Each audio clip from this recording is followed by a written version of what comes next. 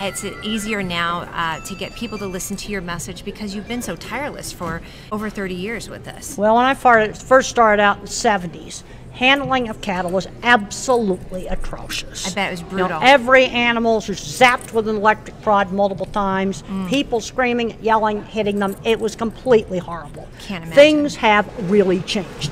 In the last 10 years, there's been a lot of improvements in handling. Yes. In fact, my student, Ruth Wollywody, did a survey of 28 feed yards to look at handling. And about 20% of those yards use no electric prod at all.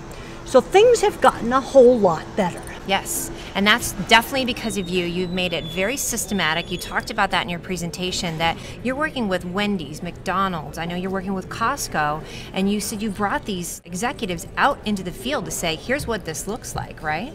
Well, when I first started working with McDonald's in 1999, I took executives from McDonald's, Wendy's, and a number of other companies on their first trips to farms and slaughter plants. And the thing is, things were not as bad as some of the activists say it is. Right. But I remember the day when one of those executives saw a half-dead dairy cow go in their product, and they're going, whoa, there's some things here that we really need to change. And if you've ever seen that show, Undercover Boss, yes, there were some true undercover boss moments. Sure. Where eyes were getting opened up and they're going, yeah, there are some things we're going to have to change. I think that executives from many different companies need to get out and see things in the field. Also, I'm very concerned where government's going. You've got too many kids that get a degree in poli-science, go work for a senator, then go work for a lobbying group, and whatever thing that they're legislating and activating about, they have absolutely no practical experience with it. Right. They don't have any skin in the game, right? And we're just getting into a whole bunch of extremism on both sides, and nothing's getting done.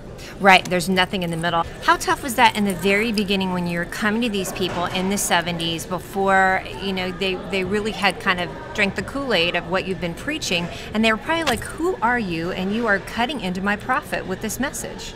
I found that selling the equipment was much easier than getting people to operate it right. People want the magic thing. I found that selling the fancy new cattle handling facility was really quite easy. But about half my clients in the 70s did really bad things in that facility. That's right. You know, what I find is people want the thing more than they want paying attention to the details of management. And the older I get, the more I'm getting into the management of things.